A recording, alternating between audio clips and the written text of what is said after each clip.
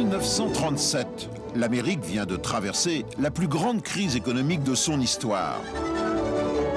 Elle en sort meurtrie et son administration doit gérer les 27 millions de dossiers de ses chômeurs. La carte perforée règne en maître sur tous les bureaux et IBM fait un malheur avec son matériel électromécanique. À l'époque, on ne parlait pas encore d'informatique, c'était de la mécanographie et les machines ont pour nom perforatrice, tabulatrice et trieuse. 1943, la planète vibre encore sous les bombardements.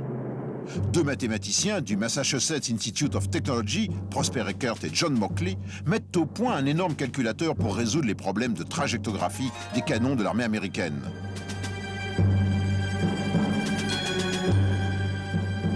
C'est l'ENIAC, un monstre de 10 tonnes qui nécessiterait aujourd'hui la surface de 4 appartements. Avec ses 18 000 tubes, il était capable d'effectuer 40 000 additions par seconde. Hier, un record, aujourd'hui, une dérision. 1951, l'armée s'efface devant le business. Du monstre de laboratoire naît en effet un engin plus civilisé, le Whirlwind, que l'on propose à la vente.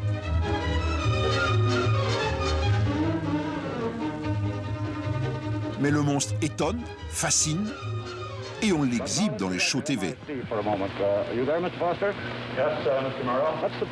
On lui fait par exemple calculer en direct, devinez quoi, des intérêts. Combien m'aurait rapporté, demande le journaliste, 24 $, placés à 6% depuis 1626. Réponse instantanée, plus de 4 millions de dollars. Un joli placement. 1960, Maurice Wilks a eu la géniale idée d'écrire, une bonne fois pour toutes, des morceaux de programme. Une révolution, car jusqu'à présent, à chaque fois qu'on utilisait un calculateur, il fallait tout reprendre depuis le début. Après la carte perforée, la bande perforée. C'est à cette époque que John Mauchly et Prosper Eckert fondent la première entreprise commerciale de calculateurs électroniques, Univac.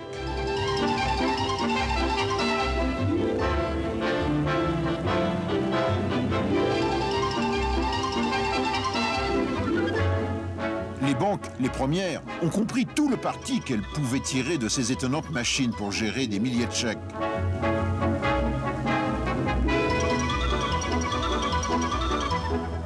Et notamment les rentes des veuves de guerre.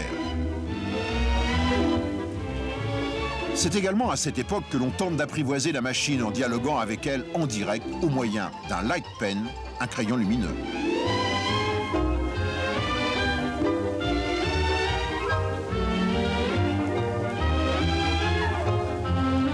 Mais 13 ans plus tôt, en 1947, une découverte alors passée inaperçue allait bouleverser le monde des calculateurs. L'invention du transistor par 3 physiciens des laboratoires Bell, William Shockley, John Bardeen, Walter Brittain.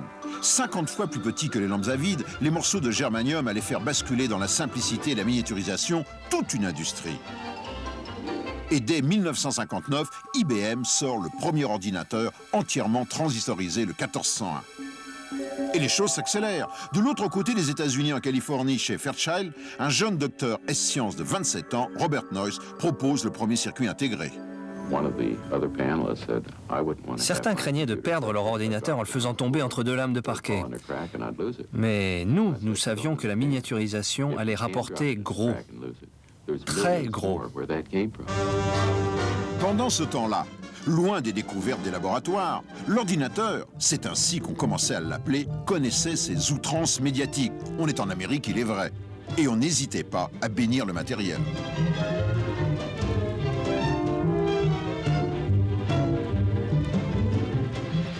En France, Bull faisait appel à Poiret et Serrault pour vanter les vertus de ces gammas. Les données des calculs sous forme d'impulsion électrique provoquée par les trous des câbles. Et l'autre câble, qui là, retourne à la tabulatrice le résultat des calculs. N'est-ce pas, c'est ce que je vous avais dit? Vous m'avez dit pas mal de choses, mais pas ça. Non.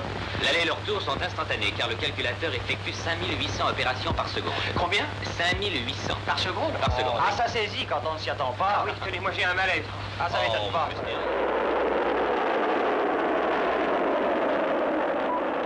Mais c'est la course à l'espace qui allait accélérer la naissance de la micro-informatique. Nous sommes en 1961, les Russes triomphent avec un homme en lançant Gagarine autour de la Terre. L'Amérique est ridiculisée, John Kennedy lance son défi à la Lune.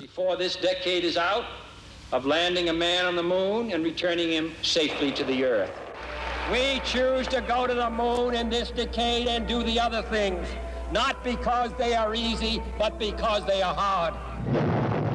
Et c'était parti pour 8 ans de recherche et de développement. Pour décrocher la Lune, il fallait en effet des calculateurs petits, performants, résistants aux vibrations et à la chaleur. Bref, l'Amérique a mis la puce sur orbite et l'informatique devenait synonyme de progrès. 1964, IBM lance sa série 360 et révolutionne l'informatique avec des machines modulaires. Tandis que Digital, avec ses mini, sort l'ordinateur de ses salles climatisées pour le mettre chez l'utilisateur. À côté des mini, il y a les gros, les très gros, avec les CDC 6600 de contrôle data. On parle déjà de 350 000 opérations par seconde.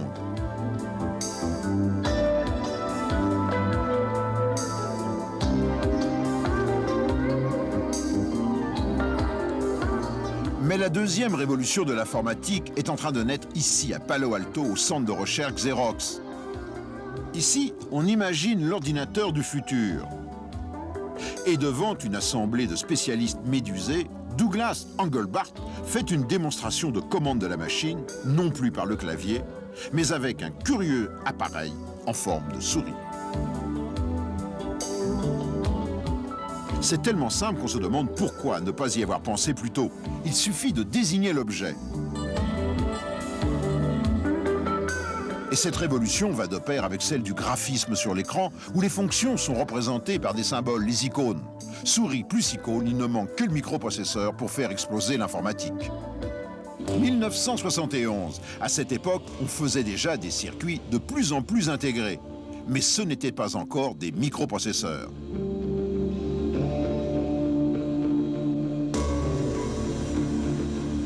C'est à Tedoff, un jeune ingénieur de chez Intel, qu'en revint le mérite. À partir de là, tous les ingrédients étaient réunis pour le développement du micro-ordinateur. Et 2 ans plus tard, il voit le jour en France dans la société R2E, dirigée par André Truong. Effectivement, c'est vraiment le premier micro-ordinateur puisqu'il a été présenté au public en 1973. Comme vous pouvez le voir, c'était des cartes comme ceci. Sur celle-là, d'ailleurs, on avait une capacité de 2 kilooctets. On rentrait les informations par les clés. Ici, vous en avez quelques-unes, ici. Et les cartes s'enfichaient dans un bac. On sentait intuitivement qu'il allait avoir un besoin considérable de ce genre de machine, mais il y a 20 ans, c'était très difficile de penser que ça deviendrait aujourd'hui une industrie aussi importante. Vous avez eu la gloire, le succès ? Ni la gloire, ni le succès, par manque de financement en France. Pourtant, il y a une dizaine d'années, j'étais le premier en Europe. Mais malheureusement, l'Europe n'est pas équipée pour les entrepreneurs comme nous. 1 an plus tard, une revue américaine propose tout simplement le micro-ordinateur en kit à monter soi-même, de quoi faire vaciller toutes les bases de l'informatique de grand-papa. D'un côté, il y a les bricoleurs de génie, de l'autre, les industriels qui ont pour nom Tandy, Apple et autres Commodore.